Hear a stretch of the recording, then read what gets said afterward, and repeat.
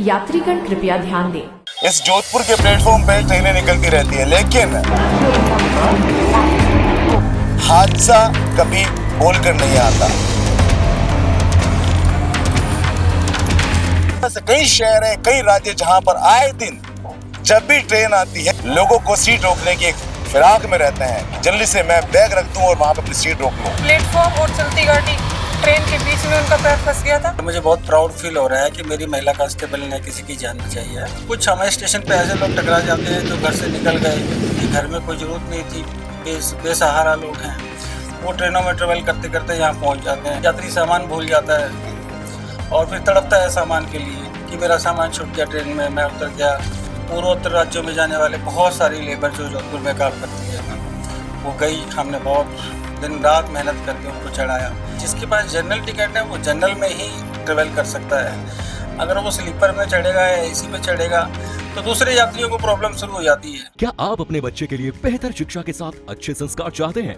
आइए केशवानंद शिक्षण संस्थान, जहां आधुनिक पढ़ाई, अनुशासन और स्पोर्ट्स ट्रेनिंग के साथ होता है बच्चों का संपूर्ण विकास। स्कूल, हॉस्टल, कोचिंग, कॉलेज और स्पोर्ट्स एकेडमी सब एक ही कैंपस में। Admission open.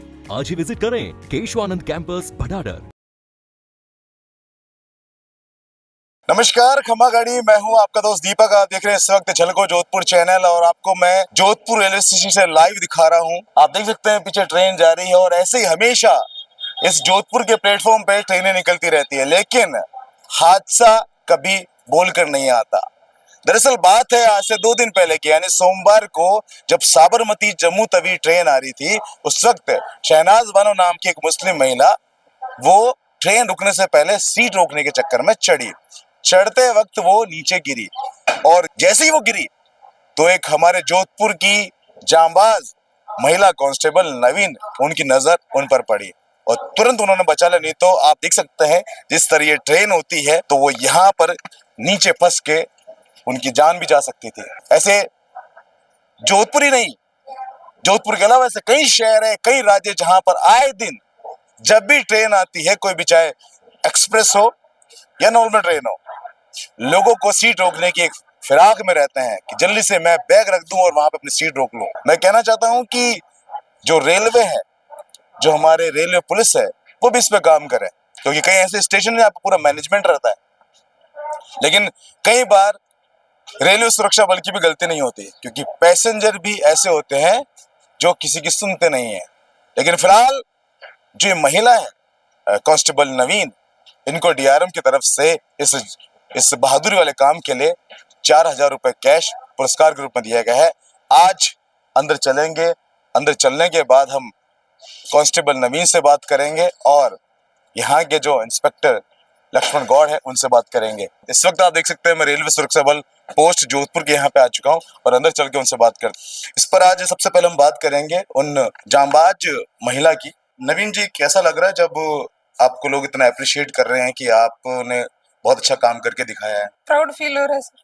इससे पहले भी आप कभी इस तरह काम कर चुकी हैं? कभी एक बार बचाया था लेकिन वो सीसीटीवी में रिकॉर्ड नहीं हो पाया था। क्या हुआ था वो सीन जब इस वक्त ट्रेन आ रही थी? आप उस वक्त क्या कर रहे थे और आपने जब नजर पड़ी तो महिला क्या चढ़ने का प्रयास करी थी, क्या था? जब ट्रेन का डिपार्चर हुआ तो प्लेटफॉर्म पर चलती गाड़ी में जो महिला है शहनाज बानो अपने पिता के साथ चढ़ने का प्रयास कर रही थी। प्लेटफॉर्म और चलती गाड़ी ट्रेन के बीच में उनका पैर फंस गया था तो उसको रेस्क्यू किया था। आप लोग जब वो ट्रेन रुकती है तो कई बार देखता हूँ, अगर अहमदाबाद क्षेत्र में जाता हूँ तो वहां पे लंबी लाइन लगती है जनरल में चढ़ने के लिए भी।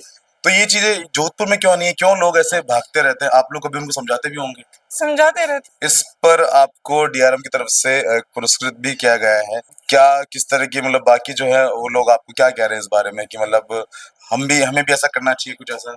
बिल्कुल। इस वक्त अभी आप देख सकते हैं हमारे साथ में जो है लक्ष्मण गौड़ सर हैं, जो कि इंस्पेक्टर हैं रेलवे सुरक्षा बल के अंदर।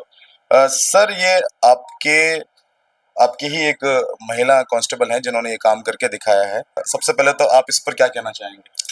सर, मुझे बहुत प्राउड फील हो रहा है कि मेरी महिला कांस्टेबल ने किसी की जान बचाई है और इसके साथ साथ मेरे पास और भी 17 महिलाएं ऐसी हैं जो दिन रात यात्रियों की सुरक्षा में लगी हुई है और पुरुषों से कदम मिला के चल रही है। तो मैंने सुना है कि आप बहुत सारे अभियान भी चला रहे हैं इस तरह को कहीं लेके, वो कौन कौन से अभियान है? सर, रेलवे सुरक्षा बल पूरे भारतवर्ष में अभियान चला रहा है और अलग अलग तरह के अभियान हैं।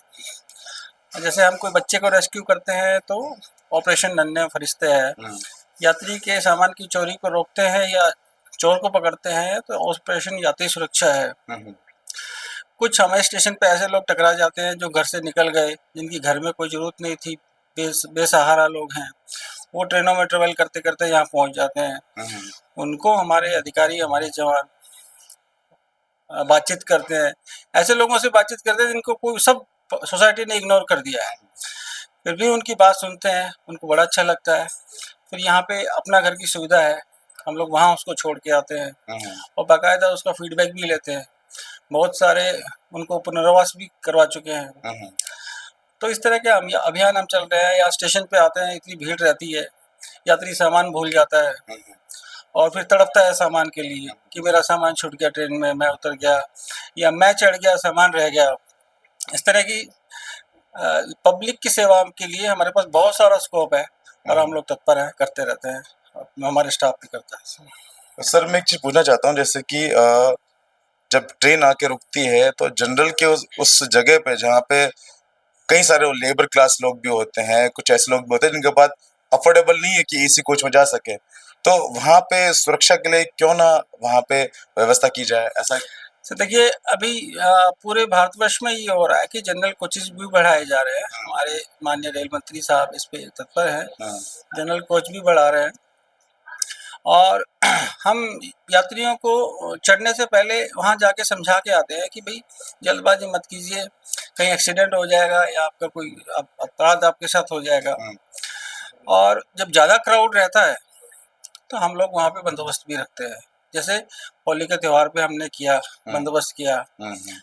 पूर्वोत्तर राज्यों में जाने वाले बहुत सारी लेबर जो जोधपुर में काम करती है, वो गई, हमने बहुत दिन रात मेहनत करके उनको चढ़ाया। हमारा ध्येय ये रहता है कि सब अच्छे से होली मनाएं, सब अच्छे से दिवाली मनाएं और खुशी खुशी घर जाएं, सुख में उनकी यात्रा रहे। सर मैं आज भी देखता हूँ कि काफी सारे जो जनरल टिकट लेके चढ़ते हैं, लेकिन वो फिर वो रिजर्व कोच में चले जाते हैं या फिर एसी कोच में चले जाते हैं, वो पैसेंजर बहुत परेशान रहते हैं। इस पर भी कोई स्ट्रिक्ट कानून बनने वाला है, कुछ कुछ करते हैं? सर देखिए, अब बिल्कुल जिसके पास जनरल टिकट है वो जनरल में ही ट्रेवल कर सकता है।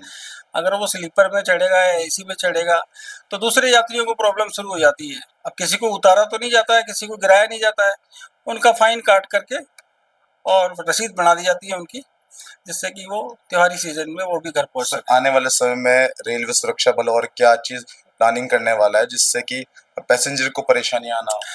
बहुत नवाचार हो रहा है, जमाना बदल रहा है, रेलवे सुरक्षा बल भी बदल रहा है और हमारे यहाँ भी सीसीटीवी आ गया है, एफआरएस कैमरे आ गए हैं, वीडियो एनालिटिकल फीचर्स आ गए हैं उनमें, और हमारे पास बहुत सारा इक्विपमेंट है और हमारे अधिकारियों के आदेश पे हम काम कर रहे हैं, क्राइम को रोक रहे हैं। Thank you so much sir. Thank you. तो फिलहाल के लिए आप देख सकते हैं इस वक्त मैं रेलवे सुरक्षा बल के कार्यालय में हूँ, जहाँ पर हमने जांबाज महिला कांस्टेबल नवीन से बात की थी। इसके साथ में ही हमने लक्ष्मण गौड़ सर से बात की। उन्होंने विस्तार से बताया कि आने वाले समय के अंदर रेलवे सुरक्षा बल और भी कई नवीकरण करने वाला है, जिससे पैसेंजर को समस्या का सामना करना पड़े और पूर्ण सुरक्षा उनकी की जा सके। फिलहाल के लिए आपको ये जानकारी कैसी लगी जरूर कमेंट करिएगा और इसे शेयर करिएगा। अपना प्यार विश्वास यूं ही बरकरार रखिएगा। मैं हूं आपका दोस्त दीपक झलको जोधपुर से। धन्यवाद।